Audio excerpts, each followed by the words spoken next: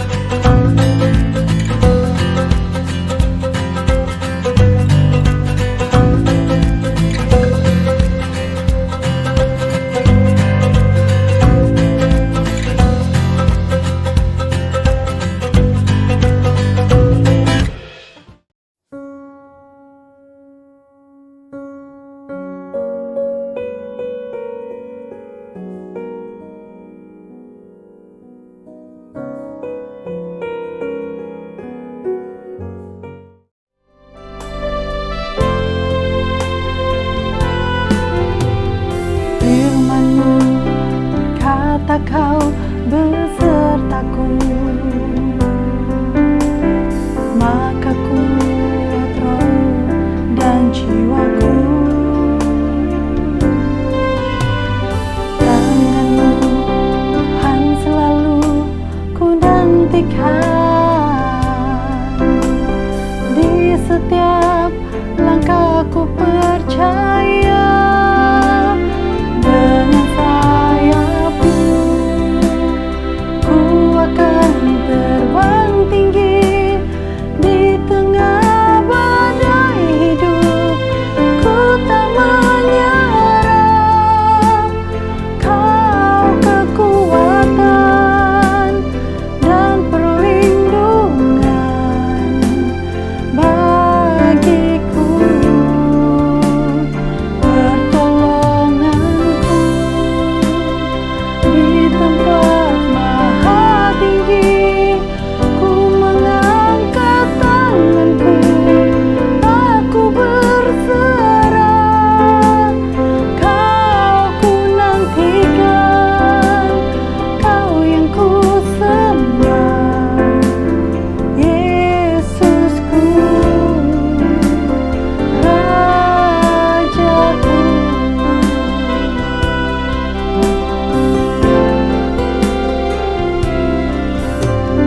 Firman-Mu kata Kau besertaku,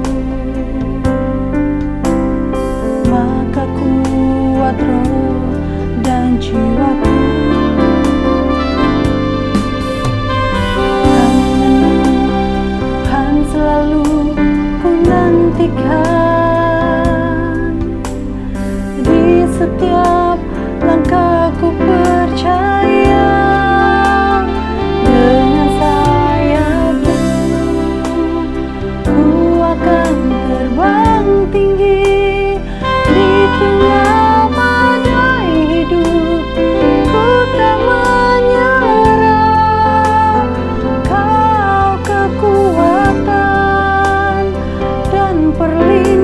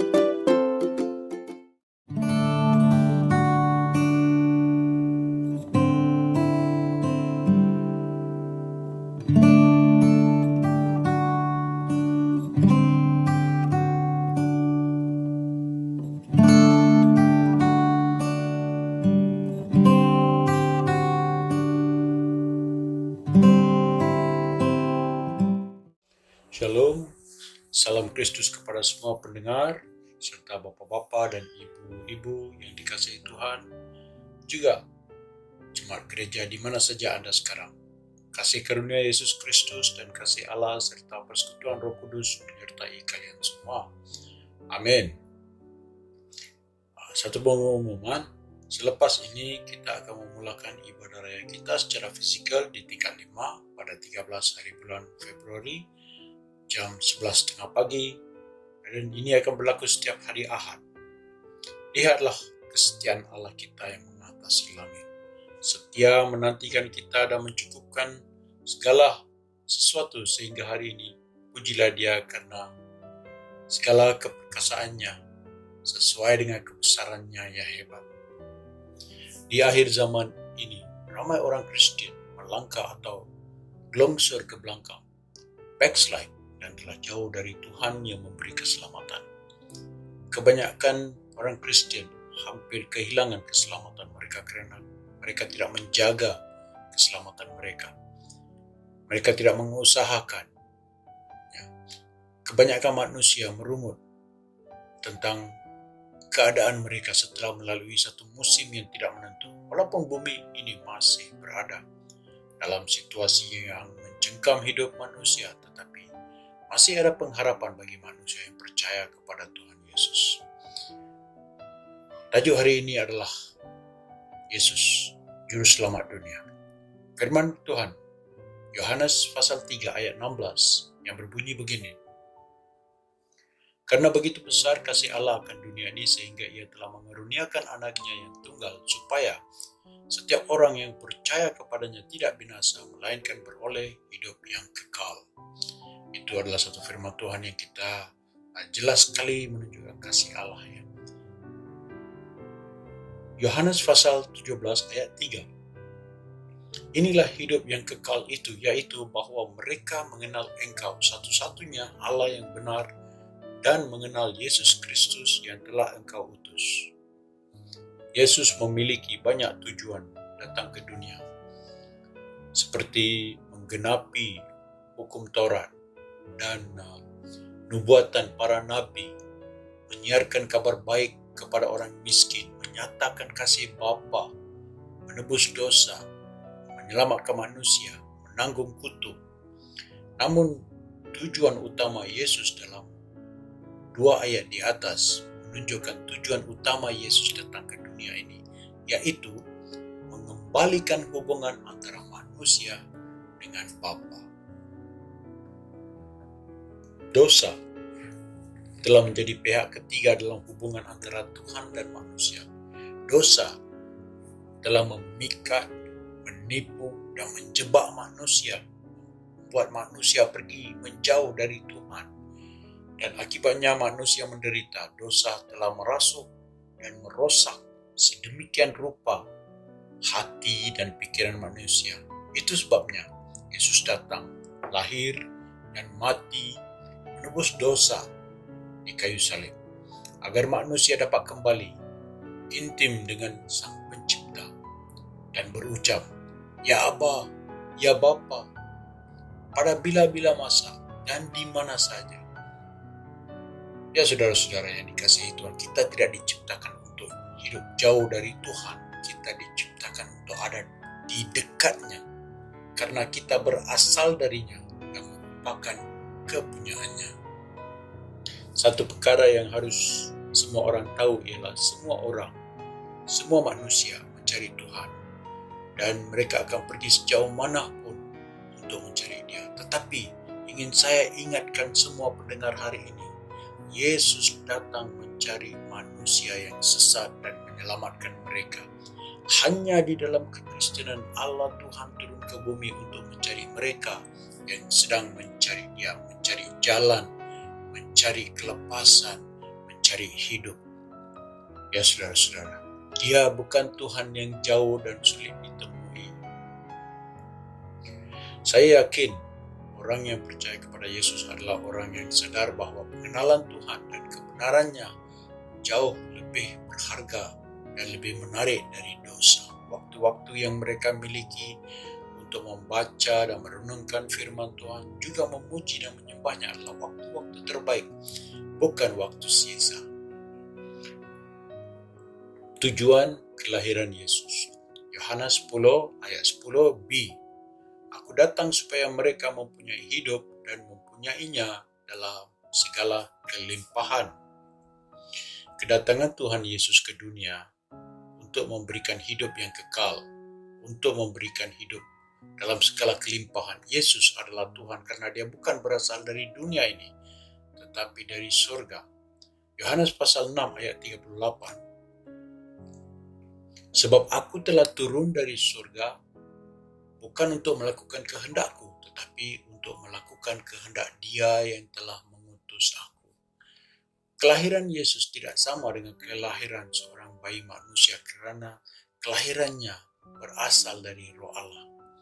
Maksud kedatangannya ialah pertama untuk menebus dosa manusia. Matius pasal 1 ayat 21 yang berbunyi begini, Maria akan melahirkan anak laki-laki dan engkau, Yusuf, akan menamakan dia Yesus karena dialah yang akan menyelamatkan umatnya dari dosa mereka. Matius pasal 20 ayat 28, sama seperti anak manusia datang untuk dilayani, melainkan untuk melayani dan untuk memberikan nyawanya menjadi tebusan bagi banyak orang. Perkara yang kedua ialah menyelamatkan manusia dari murka Allah. Roma pasal 5 ayat 9. Lebih-lebih karena kita sekarang telah dibenarkan oleh darahnya, kita pasti akan diselamatkan dari murka Allah. Ia datang untuk memberikan hidup yang kekal. 1 Yohanes pasal 3 ayat 4. Setiap orang yang berbuat dosa melanggar juga hukum Allah, sebab dosa ialah pelanggaran hukum Allah. Dan saudara, ketika Adam dan Hawa berdosa, maka manusia kehilangan hidup yang kekal. Tetapi syukur bagi Allah karena kelahiran Yesus membawa kehidupan dan hidup kekal bagi mereka yang percaya kepadanya. 1 Yohanes pasal 5 ayat 12 dan 13. Barang siapa memiliki anak, ia memiliki hidup. Barang siapa tidak memiliki anak, ia tidak memiliki hidup. Semuanya itu kutuliskan kepada kamu supaya kamu yang percaya kepada nama anak Allah tahu bahwa kamu memiliki hidup yang kekal. Jadi saudara-saudara, kita akan membahas tentang mengapa Kristus harus mati, mengapa Yesus memberikan dirinya kepada kita. Anda mungkin akan segera menjawab, mudah saja, saya tahu jawabannya. Yesus mati untuk menyelamatkan kita. Ini adalah jawaban yang sederhana untuk persoalan yang sangat penting ini. Benar, memang benar Yesus mati untuk menyelamatkan kita. Tetapi itu hanya sebagian dari kebenaran. Anda mungkin berkata, Kristus mati karena dia mengasihi kita. Ini juga merupakan jawaban yang sering kita dengar. Apakah ini salah? Tidak. Jawaban ini benar, tetapi juga masih belum kebenaran yang seluruhnya. Penderitaan rohaninya dan hal ini justru tidak kita pahami. Itu sebabnya Yesus ke Taman Getsemani, ke tempat yang maha kudus, dan tidak bisa kita ikuti karena kita tidak memahaminya. Sekarang orang tidak peka terhadap dosa. Sangatlah menyedihkan melihat betapa manusia mampu melukai hati Allah dengan berdosa. Saya memang sedih melihat dosa, tetapi kesedihan saya itu masih terlalu jauh dari kesedihan yang diderita oleh Yesus. Jadi bagaimana saya bisa kita memahami penderitaan rohani yang dialami oleh Yesus di atas kayu salib? Karena saya tak mampu mendalami kepedihan atau penderitaannya, maka yang boleh saya lakukan hanyalah mengajukan pertanyaan yang lebih mendasar. Untuk apakah Yesus melakukan itu semua? Apakah yang menjadi tujuannya? Apakah yang menjadi rencana kekal dalam mengutus Yesus untuk mati? Apakah Allah mempunyai rencana kekal itu? Dan jika memang demikian, apakah rencana kekal itu? Dan dengan kasih karunia dan kuasanya, jika kita bisa mendapatkan gambaran tentang tujuannya, maka setidaknya kita boleh berusaha agar tujuan dan dari kematiannya itu dapat terwujud di dalam hidup kita. Demikianlah kita beralih dari urusan pemahaman emosional akan kematian Yesus menuju kepada definisi aktif yang nyata tentang tujuan dari tindakan itu. Dan saya yakin bahwa hal ini akan lebih menyenangkan hati Tuhan. Jadi tujuan kita sekarang adalah untuk mengetahui untuk apa Yesus mati bagi kita. Dan bagaimana saya boleh dengan pertolongan Allah mewujudkan tujuan itu di dalam hidup saya. Membebaskan kita dari segala kejahatan. Pertama-tama kita melihat di Titus 2, pasal 2 ayat 11 hingga 14. Karena kasih karunia Allah yang menyelamatkan semua manusia sudah nyata, yang mendidik kita supaya kita meninggalkan kefasikan dan keinginan-keinginan duniawi, dan supaya kita hidup bijaksana, adil, dan beribadah di dalam dunia sekarang ini, dengan menantikan penggenapan pengharapan kita yang penuh, bahagia dan penyataan kemuliaan Allah yang maha besar dan Juru Selamat kita Yesus Kristus yang telah menyerahkan dirinya bagi kita untuk membebaskan kita dari segala kejahatan dan untuk menguduskan bagi dirinya suatu umat kepunyaannya sendiri yang rajin berbuat baik. Dia telah menyerahkan dirinya bagi kita untuk membebaskan kita dari segala kejahatan dan untuk menguduskan bagi dirinya suatu umat kepunyaannya sendiri yang rajin berbuat baik. Inilah jawaban Paulus. Mengapa dia menyerahkan dirinya? Dia menyerahkan dirinya untuk menebus kita. Kata menebus, redeem, adalah kata yang dipakai dalam arti setting free, membebaskan seorang budak, menebus seorang budak agar merdeka. Kita tidak lagi memakai kata ini secara harfiah di zaman modern. Akan tetapi, pada zaman dulu, kata ini lazim digunakan setiap kali Anda ingin membeli seorang budak, Anda membelinya dari orang lain. Kata ini secara harfiah berarti menebus seseorang, yaitu membebaskan dia dengan cara membayar wang pembebasannya. Dalam hal ini, harganya adalah darah Yesus. Jadi mengapa Yesus mati? Apa rencana kekal Allah lewat kematian anaknya Yesus Kristus? Apakah Allah mempunyai satu tujuan? Demikianlah kata Rasul Petrus di 1 Petrus pasal 1 ayat 18 dan 19. Sebab kamu tahu bahwa kamu telah ditebus dari cara hidupmu yang sia-sia dan yang kamu warisi dari nenek moyangmu itu, bukan dengan barang yang fana, bukan pula dengan perak atau emas, melainkan dengan darah yang mahal, yaitu darah Kristus yang sama seperti darah anak domba yang tak bernoda dan tak bercacat. Menebus kita dari apa? Menebus kita dari segala kejahatan. Kata kejahatan ini dalam bahasa aslinya berarti pelanggaran, lawlessness. Mengapa kata pelanggaran ini dipakai? Karena dosa, seperti yang dikatakan oleh Rasul Yohanes di 1 Yohanes 3 ayat 4 tadi, pada dasarnya adalah pelanggaran. Suatu penolakan terhadap hukum Allah, yang berarti suatu penolakan terhadap kedaulatan Allah. Kita tidak peduli dengan 10 perintah Tuhan atau perintah lainnya yang berkaitan dengan hal itu. Kita hanya mau melakukan apa yang kita senangi. Begitulah cara hidup kita. Yesus menebus kita dari cara hidup yang demikian. Penebusan ini tidak sekadar dalam segi hukumnya. Penebusan bukan sekadar mencabut status bersalah kita. Tidak. Kita ditebus dari segenap cara hidup kita. Cara hidup yang digambarkan sebagai melanggar hukum itu. Menguduskan bagi dirinya suatu umat. Rasul Paulus melanjutkan dengan berkata bahwa Kristus menyerahkan dirinya untuk menebus kita dari cara hidup lama, untuk menguduskan kita bagi dirinya umat kepunyaannya. Perhatikan kata menguduskan baginya. Kristus tidak menyelamatkan kita semata-mata demi kepentingan kita saja, yakni agar kita diselamatkan dan mendapatkan tempat di surga. Yesus mati untuk membebaskan kita dari segala kejahatan dan untuk menguduskan kita. Apakah ini demi kita? Tidak, tetapi untuk membentuk satu umat bagi dirinya. Kita harus berjuang untuk mengubah situasi yang kita sedang lalui ini. Kita harus bekerja keras untuk menghasilkan masyarakat baru melalui Roh Allah di dalam diri kita.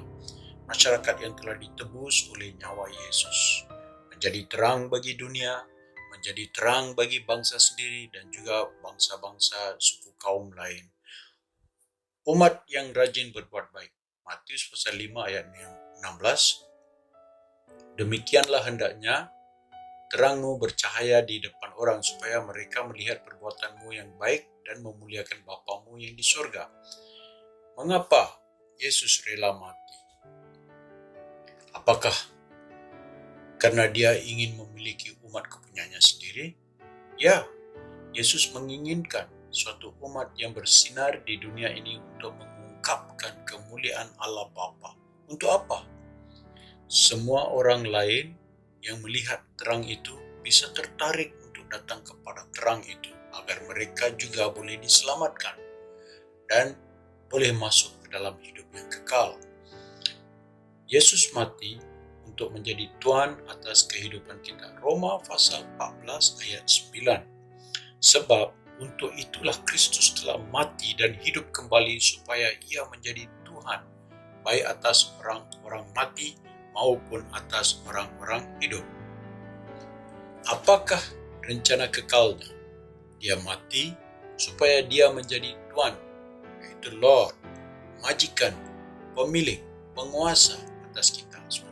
Rasul Paulus juga dengan jelas menyatakan maksud kedatangan Kristus ke dunia di dalam Galatia pasal 1 ayat 4. Tuhan Yesus Kristus yang telah menyerahkan dirinya karena dosa-dosa kita untuk melepaskan kita dari dunia jahat sekarang ini menurut kehendak Allah dan Bapa kita. Dan tidak ada hal yang lebih buruk daripada berada di bawah kekuasaan dosa serta maut. Jadi fakta bahwa Yesus telah mati untuk mengambil kepemilikan atas kita adalah satu-satunya jalan bagi Dia untuk membebaskan kita dari kekuasaan dosa dan maut. Hanya itu jalannya. Itu sebabnya mengapa saya katakan bahwa jika Yesus bukan Tuhan Anda, maka Dia tidak boleh menjadi juru selamat Anda. Tak ada jalan bagi Dia untuk menjadi juru selamat Anda jika Dia tidak terlebih dahulu menjadi Tuhan Anda. Saya bersukacita berada di bawah kedaulatan Kristus. Sangatlah indah bisa berada di bawah kedaulatannya. Kekuasaannya tidak menjadi beban, tidak mendukakan hati. Akan tetapi kekuasaan dunia ini sangatlah mendukakan hati. Kekuasaan dosa dan maut sangat menyedihkan. Yesus mati supaya kita boleh melihat wajah Allah dalam rupa Yesus. Kita tidak lagi hidup untuk diri sendiri. Sekarang renungkan, apakah konsekuensi dari menjadi milik Yesus? Jika Anda menjadi milik Yesus, Anda tidak lagi hidup demi diri Anda sendiri. Kristus mati supaya kita hidup untuk Dia. Dari pernyataan-pernyataan ini jelaslah bahwa tujuan kematian Kristus adalah untuk, pertama, untuk menyelamatkan manusia dari dosa. Kedua, membebaskan manusia dari dunia jahat sekarang ini. Yang ketiga, memurnikan dan menguduskan manusia. Yang keempat, menciptakan manusia yang melakukan perbuatan-perbuatan baik. Yang kelima, melahirkan satu umat kepunyaan Allah. Terima kasih Tuhan Yesus yang sudah lahir, mati, bangkit, dan naik ke surga untuk menyediakan tempat bagi kita yang percaya. Amin. Saya memberi jemputan kepada semua pendengar yang masih belum menerima Yesus sebagai Tuhan dan Juru Selamat pribadi mereka untuk menerimanya sekarang. Ikuti saya dalam doa ini. Tuhan Yesus, ampuni segala dosa saya dan terimalah saya menjadi pengikut-Mu. Saya bertobat dari segala dosa dan pelanggaran saya. Terima kasih karena mati untuk saya dan bangkit atas maut untuk saya. Masuklah ke dalam hati saya dan bertakhtalah sekarang. Amin. Bapa yang begitu mengasihi kami, terima kasih atas hadirat-Mu yang menyertai kami semua dengan janji-Mu yang kekal. Berkati setiap pendengar dan mereka yang telah bertobat dan menerima Engkau sebagai Tuhan dan Juru Selamat. Segala puji syukur, kemuliaan, kekuasaan dan hormat hanya bagi nama Yesus yang lahir, mati, dan hidup sampai hari ini. Amin. Saya ingin mengucap tahniah dan ucap syukur kepada semua yang telah menerima Yesus. Saya juga mau mengucap syukur kepada Tuhan atas kesetiaannya selama kami menjalankan ibadah online. Mulai minggu depan, seperti yang dipaparkan di skrin ini, Gereja New Life Restoration Center Kota Kemuning akan mula beribadah pada 13 hari bulan Februari pada jam 11.30 pagi di tingkat 5. Kiranya Tuhan memberkati Anda semua. Amin.